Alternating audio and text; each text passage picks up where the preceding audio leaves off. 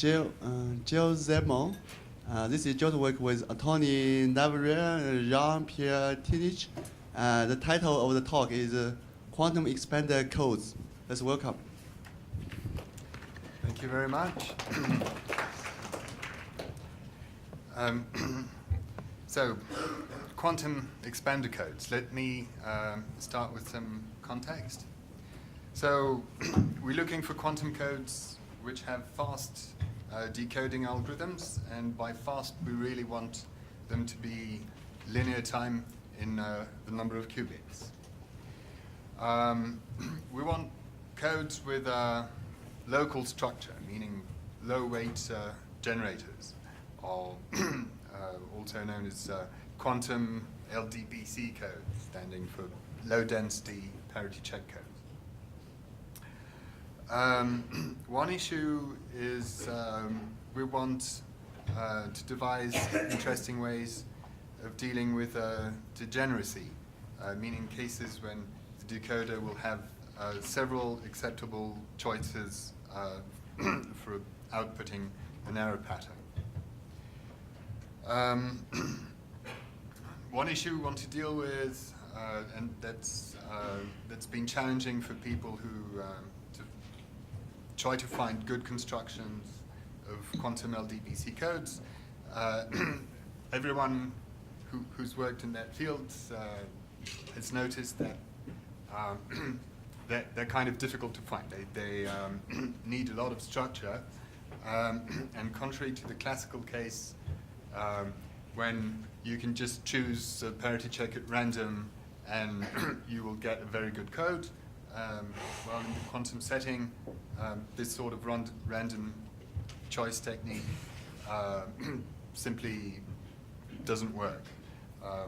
Possibly one can introduce some random choice techniques, but random choice has to be very specific, and it has to go together with a lot of extra structure. One issue that we were also dealing with is can we find quantum LDPC codes with a large minimum distance, meaning substantially above square root of n? That's at present quite a challenge.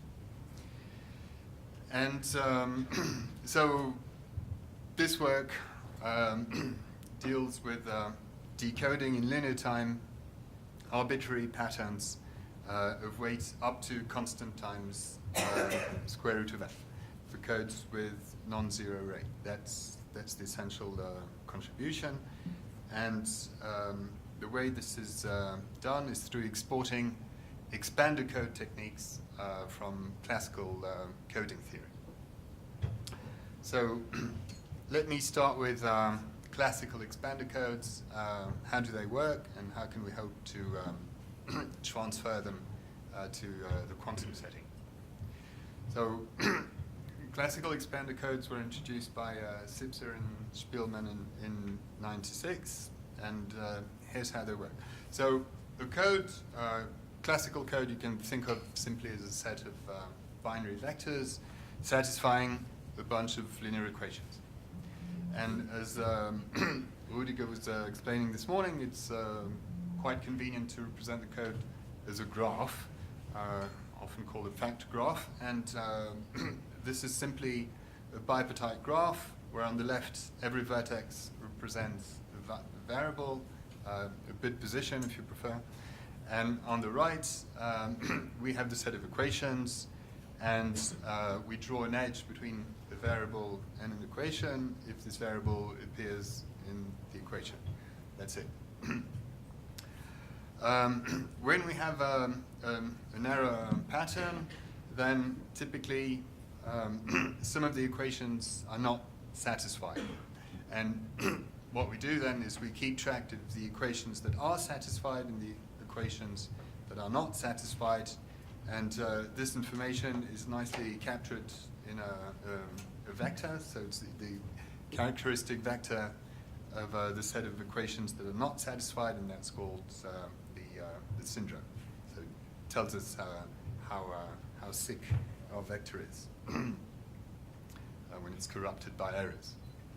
So now expansion. So expansion in graphs works like this. It can be applied to factor graphs, can be applied to any graphs. So we'll say that a bipartite graph is expanding if any set of vertices on the left that is smaller than something, that has size smaller than something, typically constant times the total number of vertices, then every such set has many neighbors. So many neighbors means at least fraction times the number of vertices in the original set. This constant we capture with our parameter delta. So 1 minus delta times big delta, which is the degree of the graph. So you see that this little delta captures how far away we are from maximum possible expansion. Obviously, a set of vertices can't have more than big delta times its number. Now, if we can guarantee extension with our little delta, which is small enough, or in other words, if expansion is large enough, then what happens is that many neighbors of S will have to have degree 1. They'll what we call unique neighbors. And if this is the factor graph of the code, and if the set S is the set of errors, this means that many equations contain exactly one symbol in error. Now, an averaging argument then tells us that there has to exist some critical symbol which has many unique neighbors. And that implies in particular that if you flip this value, then many equations that were not satisfied become satisfied, and this decreases the syndrome weight. So this suggests a very simple decoding algorithm. Look at symbols. Look for a symbol with the property that if you flip it, it decreases the syndrome weight. You find such a symbol, you flip it, and you repeat this until hopefully you eventually have 0 syndrome, and then you're in the code space, and hopefully you've decoded properly. Now, when you choose your coordinates, your symbols like this, with the property that when you flip them, you decrease the syndrome weight, you can't guarantee that these symbols, they're really critical symbols every time. You might make some error, and you might introduce some errors. But if you look at what happens closely, this can't happen too often, because the syndrome weight is decreasing all the time, and on the other hand, the expansion property tells us that if the number of errors is not too large, then the syndrome weight has to be at least the number of errors times a constant.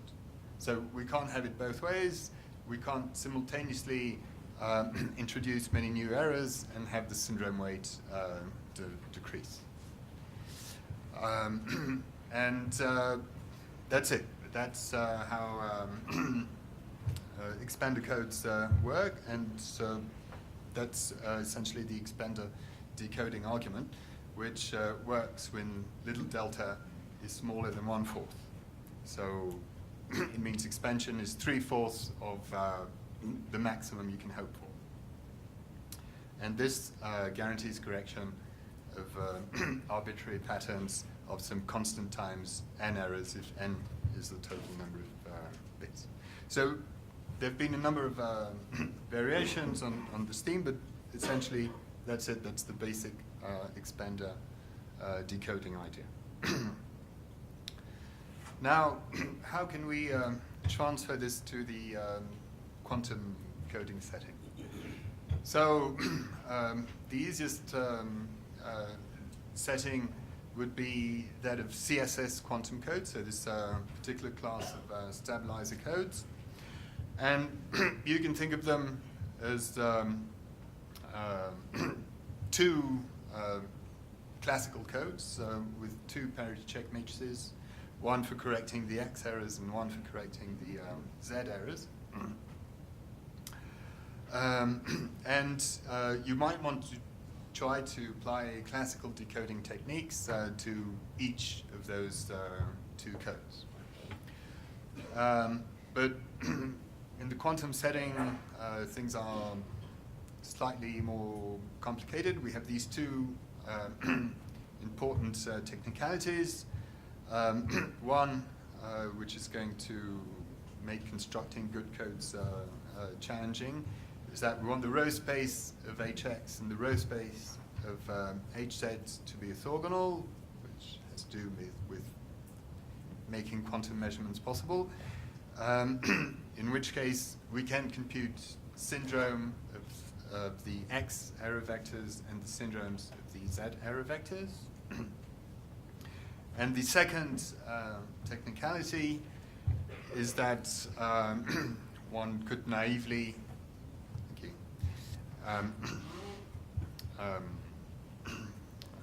say that the zero syndrome vectors belonging to the Z code say could trouble us, but they don't trouble us because they're really stabilized quantum states. So the real problematic errors that we want to deal with are errors of zero syndrome, which are neither in the row space of Hx or the row space of Hz.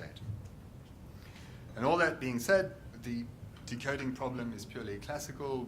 We have the syndromes, we've measured them, and we need to find the most plausible X error vectors and Z error vectors from the syndrome. So, as I was saying, the first naive approach we might have is why not decode both codes separately from their syndromes, and each code, when you decode each code, you just ignore the other one. And in particular, why couldn't we use classical expanded decoding on the two factor graphs of Hx and of Hz? And the answer is because expansion is incompatible with the existence of the other code. Because we want the row spaces of Hx and Hz to have many low weight code words. That's what it means being sparse, being LDPC. And in particular, these codes have to have constant minimum distances, but expansion, as I was hinting at, forces the minimum distance of the classical codes to be large, to be actually linear in the length. So those two codes for correcting the X errors and Z errors, they will not have expansion properties. Their factor graphs will not be expanders. And a problem which is potentially worse is that error vectors are really defined modulo some subspace, and determining is in the classical case the value of an individual bit. It's a real challenge in the quantum case because it doesn't really have any serious meaning. You can replace an error pattern by an equivalent error pattern which changes the value of some bit. So what does it mean to determine the value of an individual bit? So it could look hopeless, but if we try to rely on the expansion of some other object, then when we insist, we will be back in business.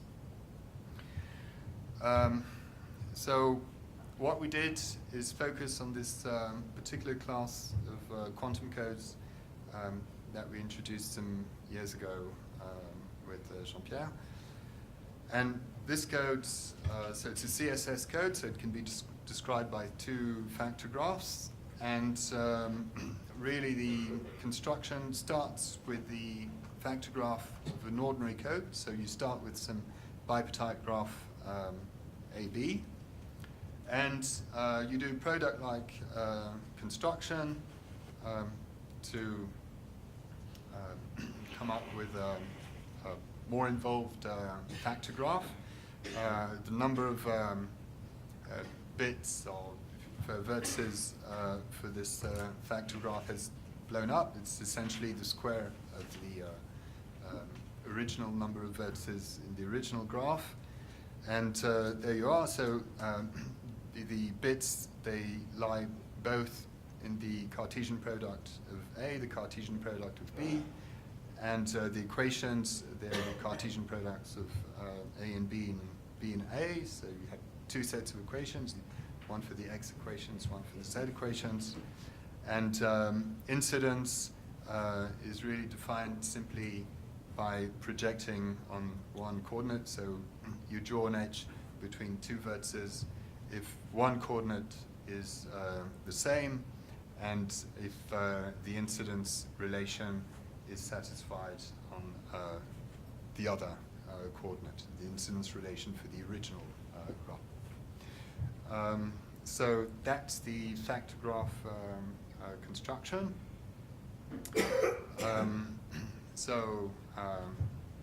Length, the number of qubits you're dealing with, essentially the square of the size of the original graph. Dimension, well, it's easy to get a lower bound on the dimension. It's just the gap between the number of qubits and the number of equations. And the minimum distance, that takes a little work to prove what it is. Essentially, it's the minimum distance of the original code. It's the minimum of that and some other quantity that we really don't want to focus on because it's typically larger than the minimum distance of the original classical code anyway. So these codes have the potential for correcting constant times square root of n adversary errors in the adversarial setting. So any pattern of constant times square root of n errors. A particular instance is the good old Kitaev code that we've seen several times. So define on the grid, the bits are in the edges, and the X generators say correspond to elementary co-cycles. The other generators correspond to facets, say. And the point I'm making is that this is a particular instance of construction in the simple case when the original graph is just a simple cycle. In this case, we have no expansion, and we can't really use classical decoding. Now, the decoding idea is indeed to decode locally, but not to decode individual bits, but to decode individual generators. So this means find a pattern inside the generator that decreases the syndrome weight. And then repeat the algorithm, repeat the procedure until hopefully you eventually construct an error pattern that has zero syndrome. So one remark, we are not really modifying a received vector because we don't have a received vector. We're just constructing recursively, little by little, a low weight error pattern that matches the given syndrome that we're dealing with.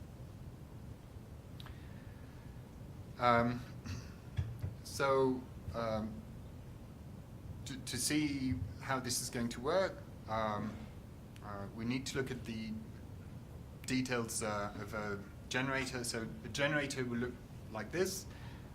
This picture here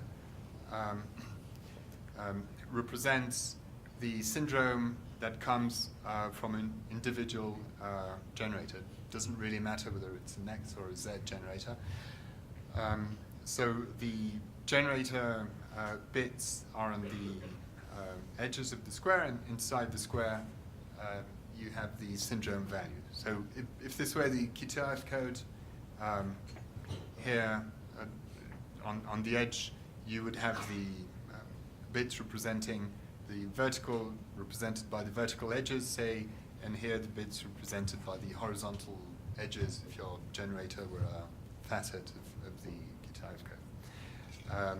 And inside we would have the values, the equations associated with the vertices incident to the generator.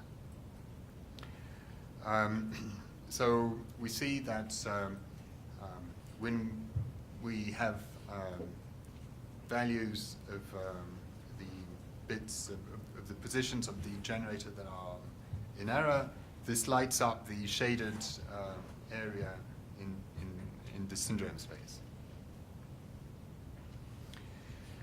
And now the idea that makes everything work and that imports the Sitzer and Spielmann original idea is that if we have expansion on the original graphs, then we're going to have critical generators, and critical generators are the equivalent in our new setting of the critical variables that we had, which were, if you remember, error, vertices in error, variables in error that have many unique neighbors in the factor graph. So the equivalent of a critical vertex is this. It's a critical generator, and it's a generator really inside which there is some error pattern that is not or hardly polluted by other generators. That's the idea. And that was already the idea in the classical case. Unique neighbors, they're syndromes that come from some bit pattern that are not polluted by other areas. So a critical generator looks something like this. It's like the previous picture, just you have some region of the syndrome for which you have no control of the degree of what happens when you flip the values inside this generator. But there are not too many of them, and so you can still guarantee that there is some error pattern inside the generator that will decrease the syndrome rate. And then the algorithm, as I was saying, is the same once you have this idea of replacing individual bits by generators. You look for generators that decrease the syndrome, some patterns inside the generators that decrease the syndrome, and you repeat. And I'm not walking you through the details of the analysis that is somewhat technical, but you keep track of the potential errors that you're introducing when you're doing this. And again, using expansion, we can guarantee that if the original number of errors were not too big, and that's constant times square root of n, then eventually we do guarantee the existence of a critical generator at every step during the procedure, and eventually we can guarantee in this way that we eventually converge to the some pattern that has zero syndrome, and that necessarily has to be consistent with the original error pattern. It has to be equivalent to the original error pattern. So we can recover precisely our original quantum state when we apply this error pattern again. Differences with the classical case. So we need more expansion than we had in the classical case. We needed expansion in the classical case, which was 3/4 of the degree. Now we need an expansion which is 5/6 of the maximum possible